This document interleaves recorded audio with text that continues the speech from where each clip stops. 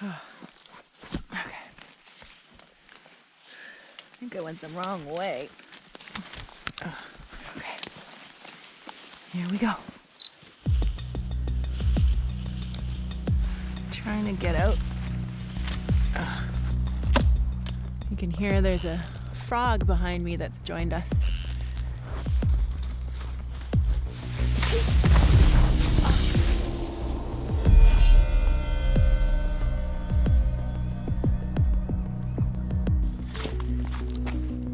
All right, here we go. There I am. Okay, see me. Hi.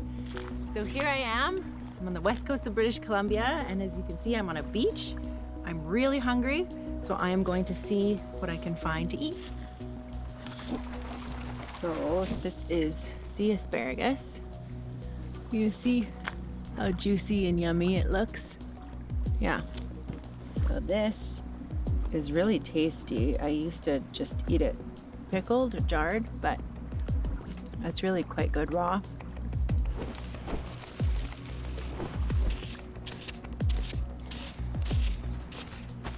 You gotta come look at this.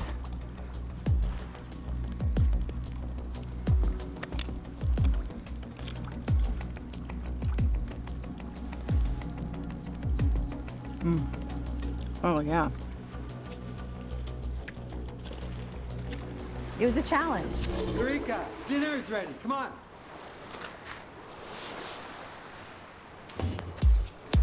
In real life, survival isn't a game we play alone on a beach.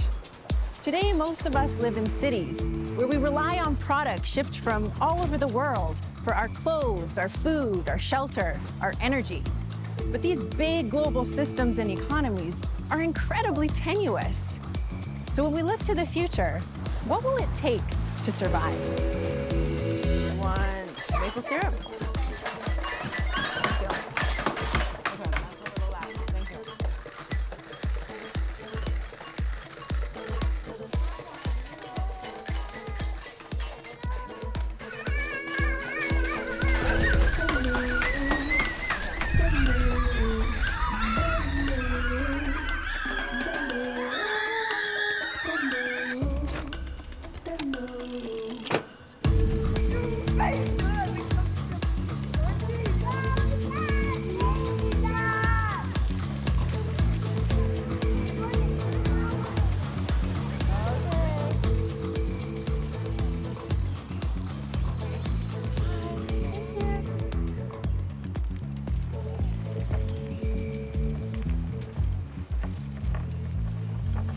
If we continue, we are going to destroy the very things that make that land so precious to us. The very things that keep us alive and healthy. That's what this battle is about.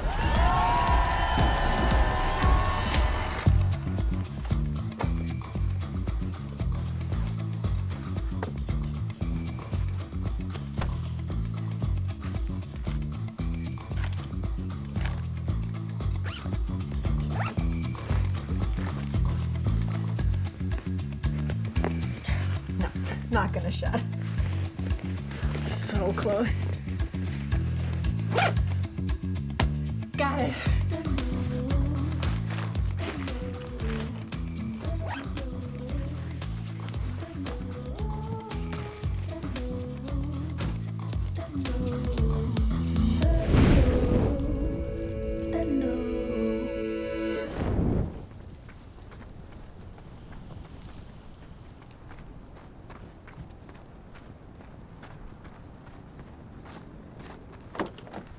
Man, that is hot.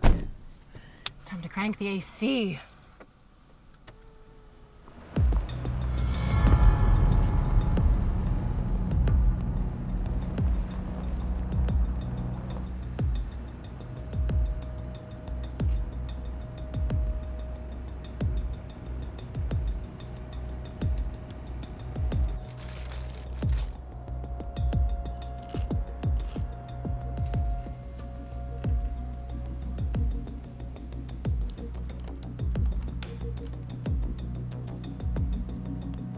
In 2017, the team confirmed they had found human footprints.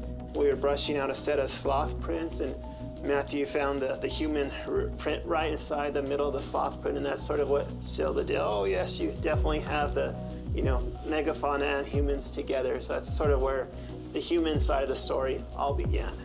The footprints show how humans coexisted with large, wild animals. Many are of children and reveal a story about everyday life and play. Hi, David. It's so great to meet you. Hi, nice meeting you. This is extraordinary. So you're saying that mastodons, camels, giants, sloths, and humans all cohabitated at the same time? Yeah, so that's what makes the story exciting. It's they were here before the last glacier maximum, it looks like.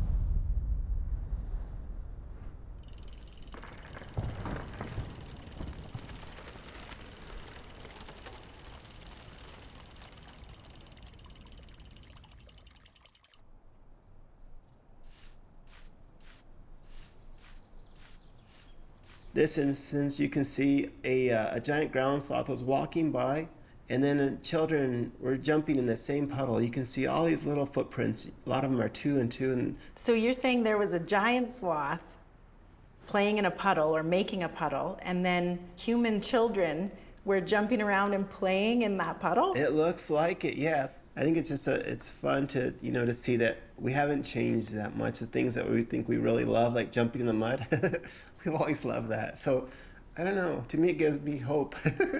We still at the essence of who we are, we enjoy the small things, and it's who we are. I think at the core of all of us.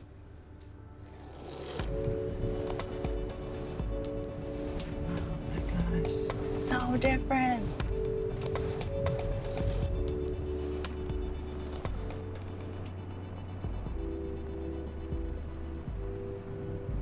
Okay, what is going on? They're sledding down this sand.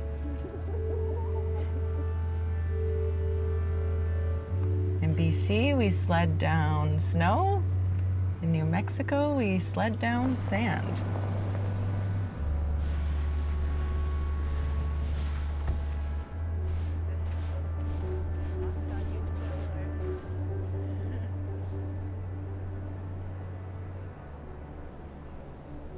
So we're sitting in a desert, but this used to be a lake? Yeah, the vast majority of this basin was one giant lake. It's called the Paleo Lake Otero, and it had lots of grasslands and marshlands all throughout. It was completely different than this.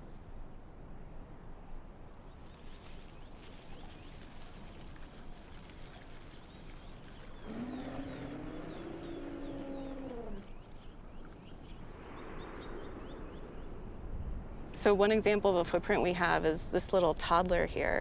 Wow. What? A little child? Yeah. Oh my God. I can't tell you how evocative it is for me to hold this little foot. I mean, I have kids whose feet are the exact same size. Mm-hmm. Incredible. Yeah, that's what's so great about these stories is you can really envision yourself in a lot of the stories that are out there in these footprints. So the landscapes may have changed, but the fundamental things that humans have always needed remain the same. Mm-hmm. People are people. That's what these trackways really tell us. I mean, you look at the stories that show the behavior of children playing in puddles or a mother carrying their child. The fundamentals of what makes us human haven't changed, even over 23,000 years.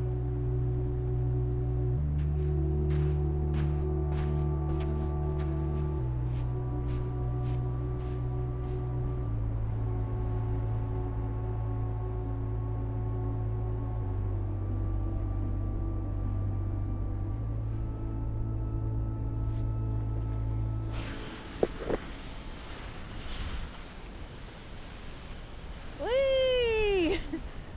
Not like snow.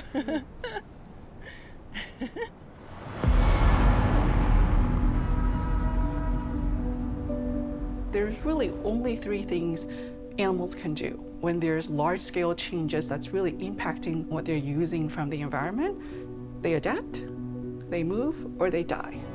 That's it. And the fact that we are here today meant that our ancestors adapted.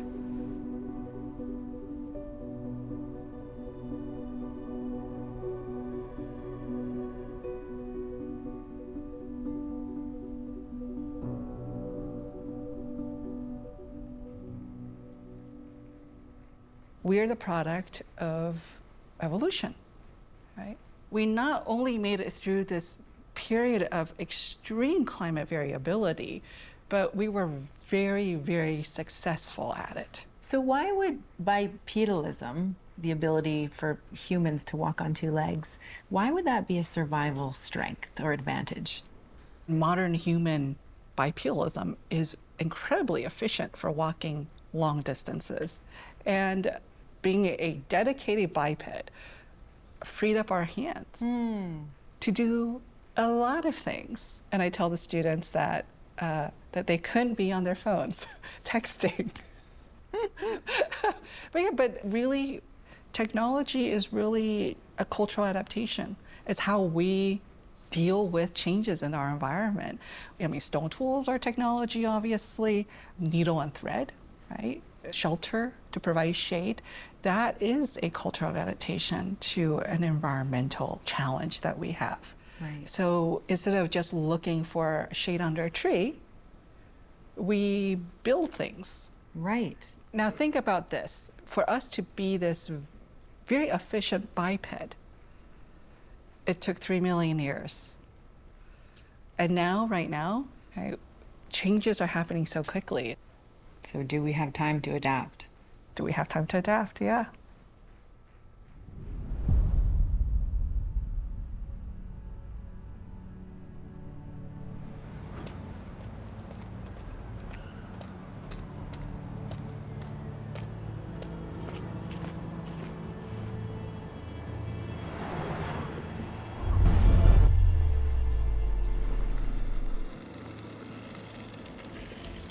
Now, strict water restrictions come as Arizona's drought up, and continues. states are bracing for steep water cuts. Record-shattering heat wave in the West is peppered with places enduring real water stress.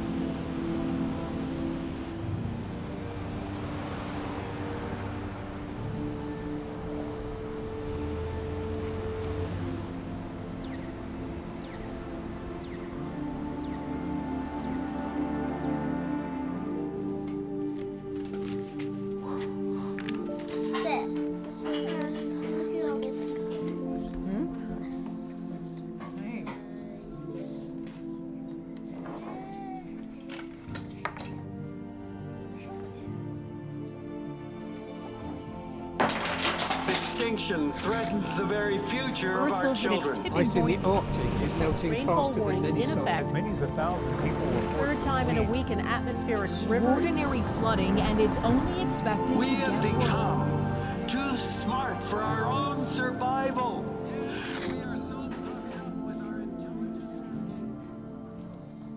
Sorry.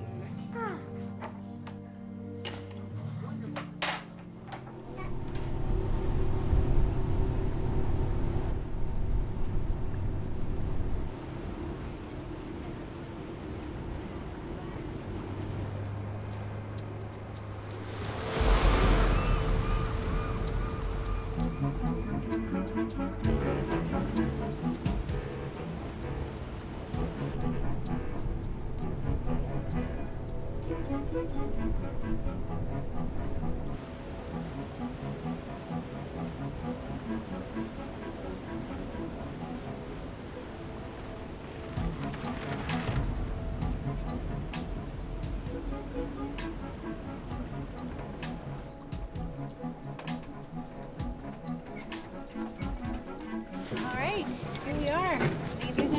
Okay. Come on, Tease, get my other one.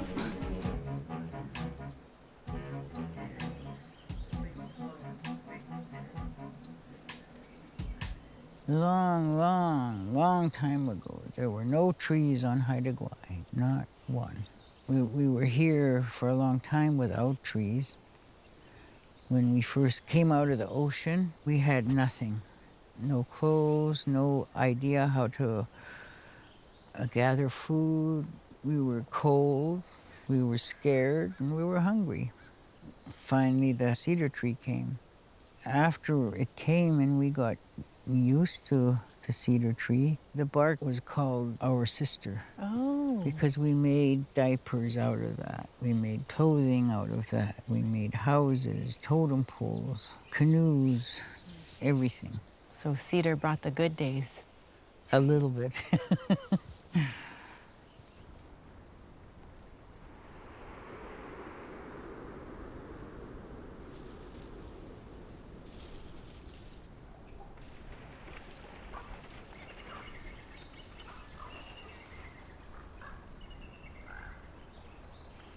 There was no red cedar here until about 3,000 years ago. And that's a bit surprising because we associate the culture, particularly the Haida, with their poles and carvings and wonderful houses. Right. You know, you tend to think it had to be a cedar-based culture. But obviously the people that were here, and we know they were here at least 12,000 years ago and probably even before that, that as the forest changed, people had to adapt to it. So everything changed, like you said, the soil, the climate, the landscape, the sea level, the vegetation, the animals, and the people had to change along with them to be here. Amazing. And they were able to do it. Yeah. Oh, that looks like a good one.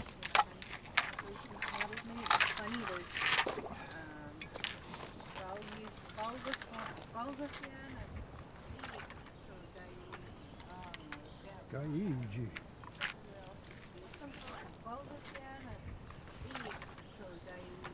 One is hot, one would be sligo. Mmm. Boy, that's a sweet one. Yeah, it's a super sweet one. You ready? I'm ready. Oh, look at that. Look, it's served on a platter. Yes. People would lose their minds for that in a sushi restaurant. Can you cut a hunk off for Rolf? I think he needs one. Have you had scallop? No. Oh, you'll love it. I'm taking Diane's word for it. This is her favorite, so. Mmm. That's nice. Doesn't get better than that, hey? Mmm. Mmm. That's really good. Oh my gosh. Oh my gosh. Yeah, that's This is the best. so tasty. Oh. You know, if you grow up eating scallops and abalone and all this food from the sea, that you would be in tune with the oceans in a fundamentally different way than all of us who just go to the grocery store to get our food. Exactly. Everything depends on everything else in the ocean, in the forest. Every Haida's legacy is to take care of this place. I think we've done okay. It's every Haida's legacy to care for her. As we should. But the rest of us have really gotten out of balance with the world.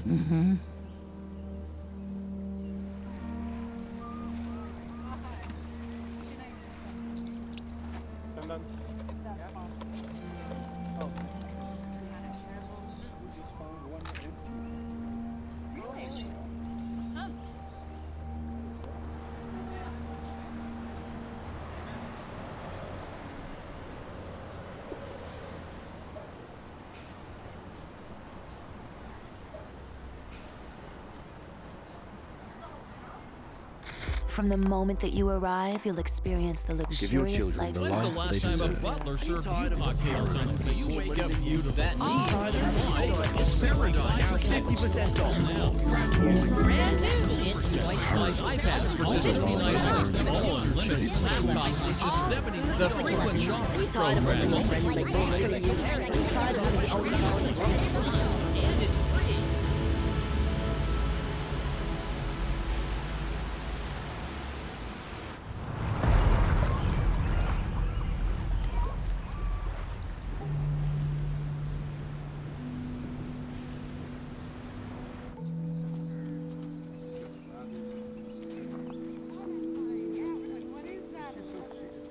And this is something that we were born into, the idea that materialism, capitalism, all these things, that's just the norm. And well, yet, this is the whole thing. This is why we have to recognize that our way of thinking is not the norm, or it's not the only way of thinking.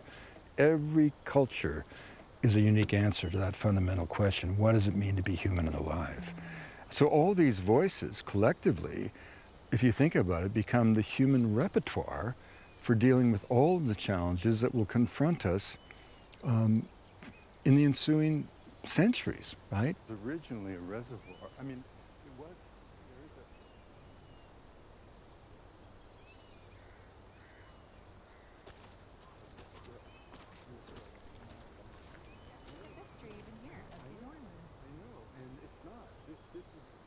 You know, we have an extractive model when it comes to interacting with the natural world, without doubt.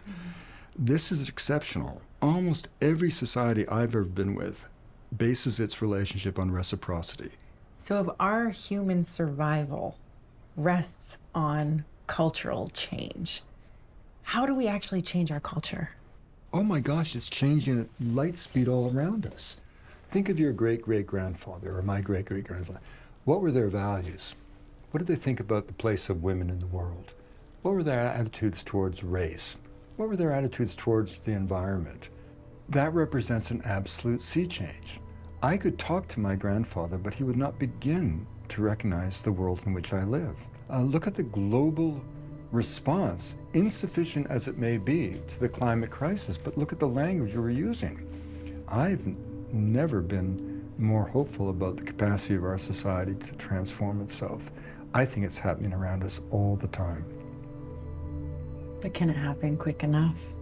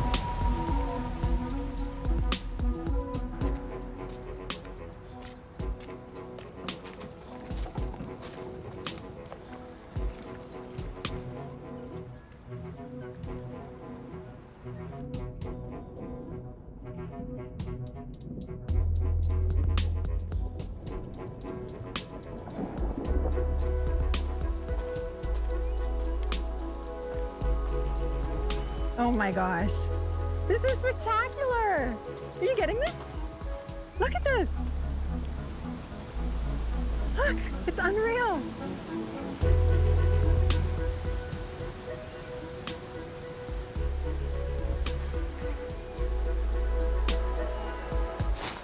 Mosquitoes. Everybody hear me okay? There we go. Yeah, there we go. Oscar. Oh, here we go.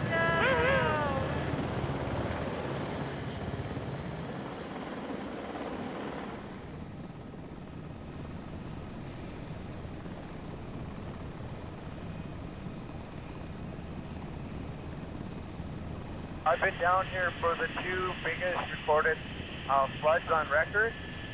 I was here for the first one that broke the record, and then I was here last year for the one that broke that record. Oh, wow.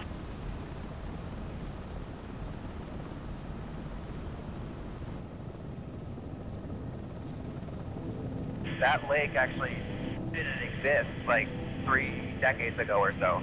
The glacier was so much bigger, and then as it retreated, it created that lake.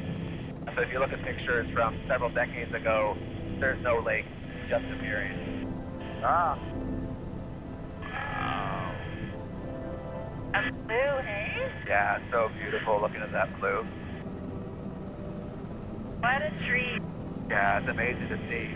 It's sad to think about how fast they're disappearing, to be honest, but feel really fortunate to be able to see them.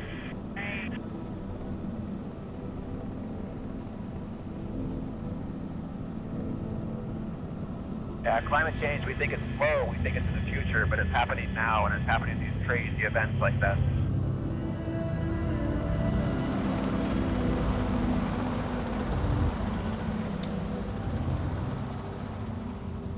So as this landscape changes so much, how do you stay connected to it?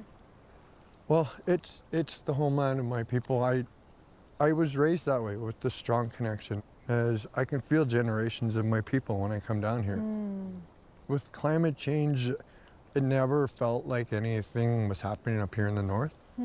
But then suddenly things started changing where we'd hardly get any snow or the lake wouldn't freeze. The glacier in Atlin itself has retreated so much. So how are these salmon so connected to glaciers? What's the connection there? Well, the glaciers, provide water. In some ways, they're like these ice cubes and sponges on tops of mountains. And so they hold that water and they let it out over the summer. And in a lot of places, it's just crucial for life. The loss of glaciers it's pretty tragic. And so it's gonna harm some people, millions of people across the world. And in some places, it also will create new habitat. And so that's what we're seeing now. This new lake, this is gonna be great sockeye habitat at some point. Right. Salmon is probably one of the most important parts of not just our culture, but our entire lifestyle. We are raised from babies to eat salmon. That's food, that's life. Right. That gives you life when you eat it. My people live for the salmon, and so do the bears. There's also the eagles, the wolves, the ground and earth itself. Without the salmon, nothing would work. I mean, that's why I work so hard in the position I work in, to ensure in my own little way that I'm making sure the salmon come back every year. Oh, it's so clear here. Yeah, you can see the water start to mix, right? So you're right where the groundwater is coming out. So neat. And then I'll come to you here, okay? And then we can go towards the shore. All right.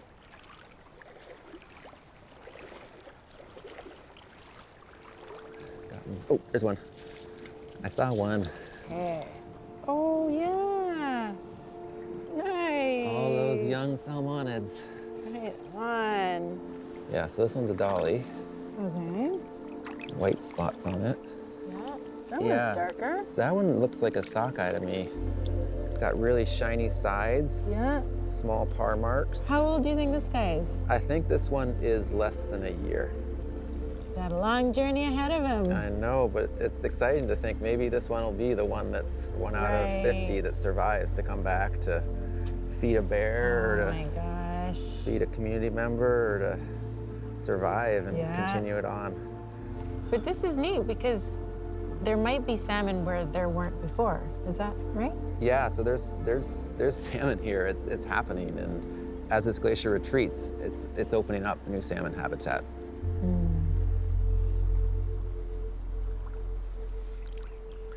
Salmon evolved through rivers that change. They're used to landslides, they're used to glaciers changing, they're used to rivers moving around. That's what they're evolved for. And I kind of think we've lost that a little bit. I read a line in a book once. They were talking about people who live in the north, and they said they had this amazing ability to find joy in the transient. Yeah. And I thought that was so beautiful. Yeah. We can do a lot better about having our relationships evolve with this rapidly evolving Earth. There's a lot of loss that's happening, and that's the way it is. And I think we need to sort of find the beauty and try to steward what we can. Yeah. There's a lot of loss. And then there's also rebirth. That's right.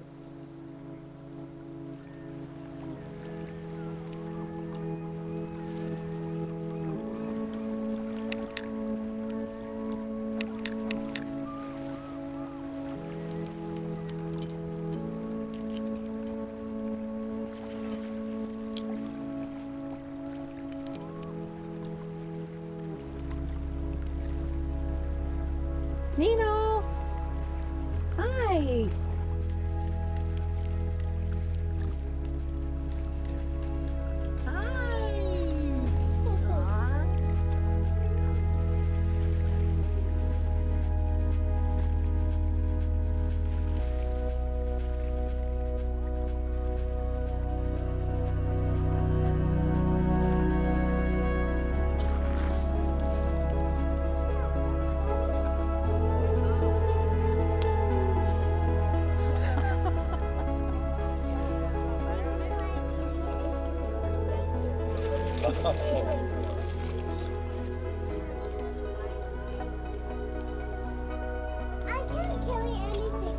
We'll see you guys up there.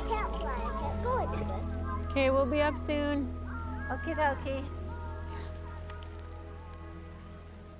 And we've changed the conditions of the planet so quickly and so massively. I mean, scientists call this the Anthropocene epoch, the age of humans. We're the major force shaping the properties of the planet. Yeah. It upsets me.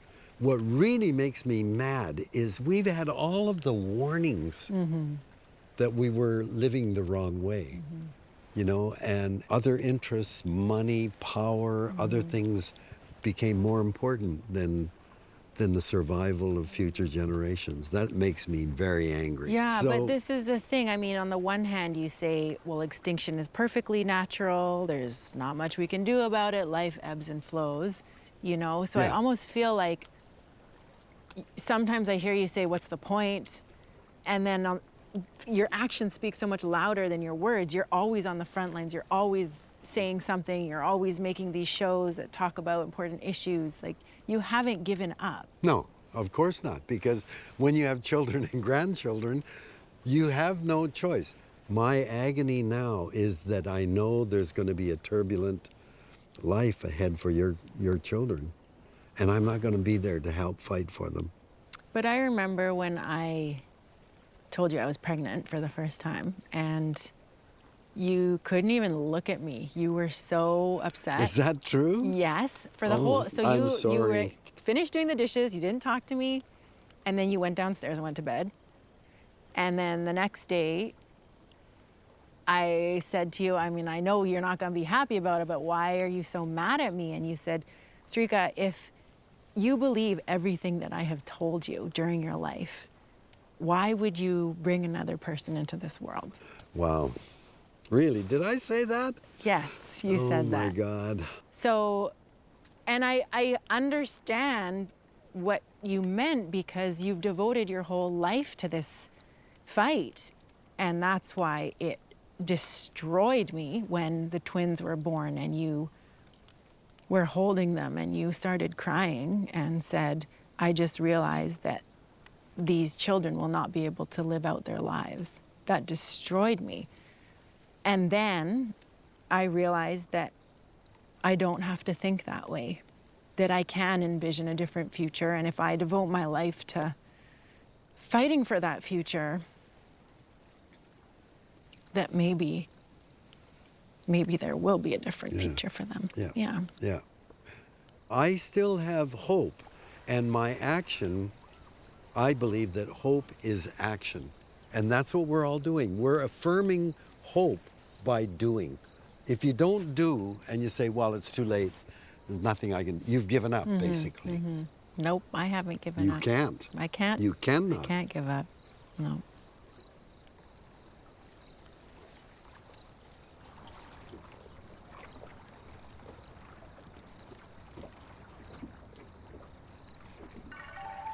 We now turn to Lytton, BC, a small BC village that endured the hottest temperatures ever recorded in Canada for days on end. It was engulfed in flames Wednesday night, and residents were forced to flee. Fire tore through the town in a matter of minutes, and phone lines are down as people desperately try to reach their loved ones.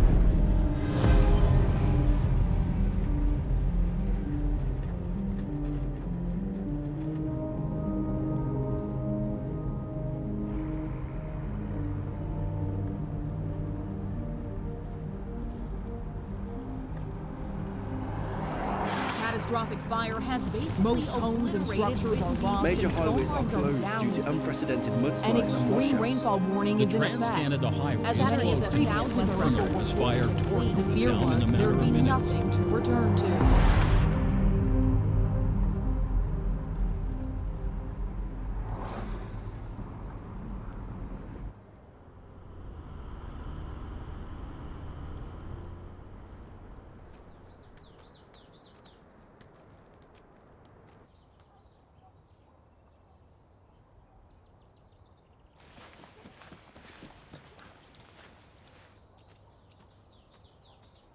All of a sudden, the windows were just black with smoke. And someone from the community ran in and said, like, Megan, that fire is really close, you gotta go. And as I drove away, I looked in my rearview mirror and it was just a wall of flame crossing the highway.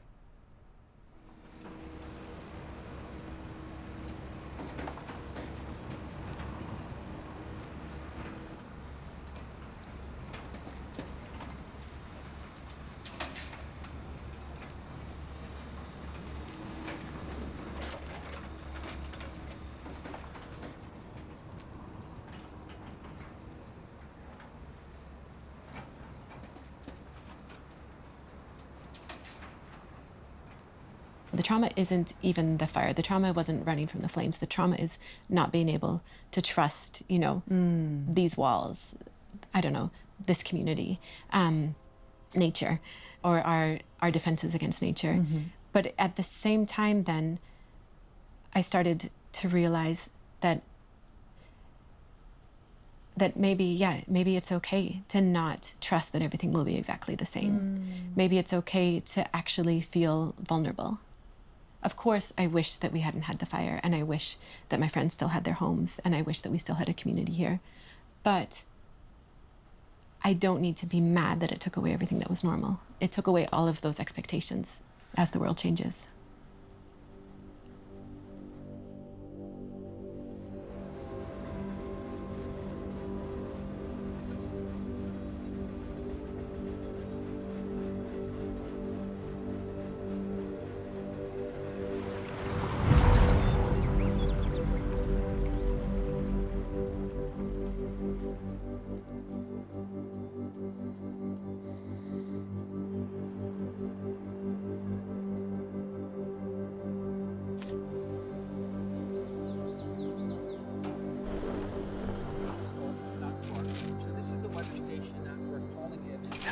Need some help. So what we do is here we measure the precipitation and the wind speed and the temperature.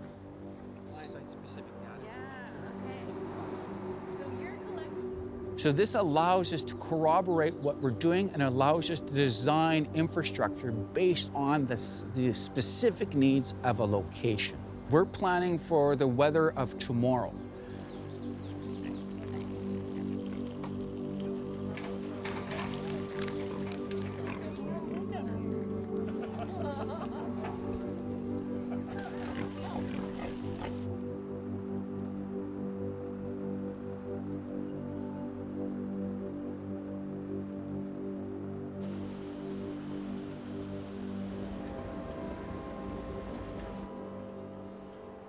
So you may be a small community with a few hundred people, but you are doing things that wealthy cities have not been able to do when we're talking about climate mitigation and adaptation. So optimism is one thing. Optimism is talking.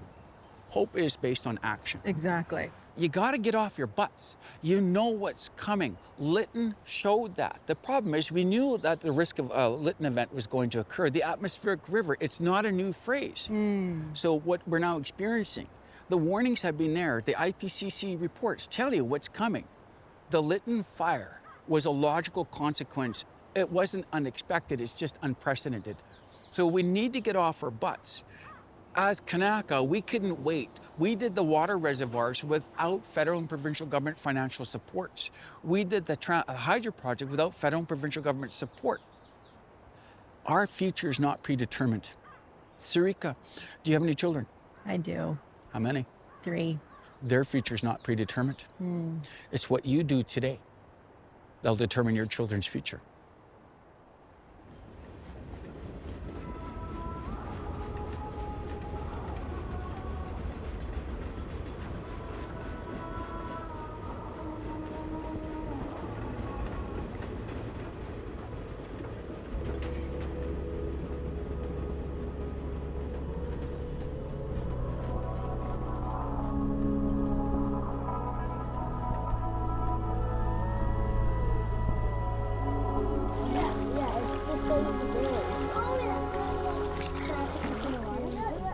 put it underwater.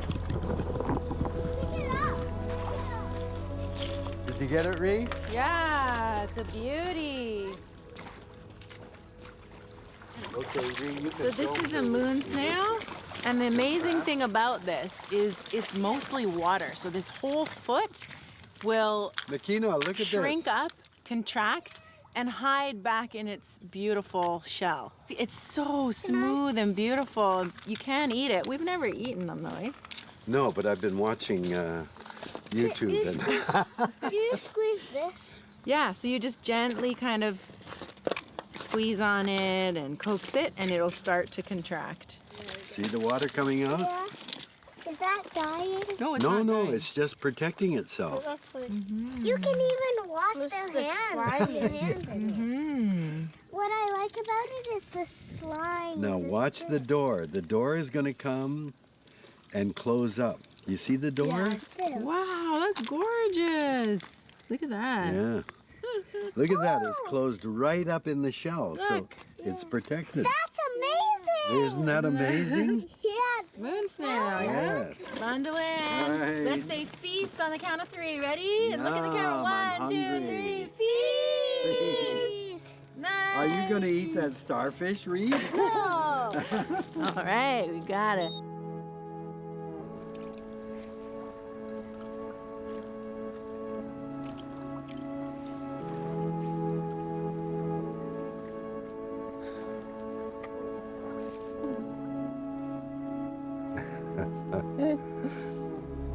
Oh, I love it.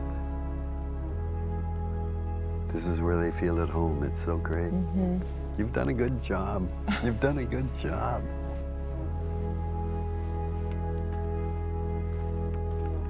How are your feet, Rio? Are they cold?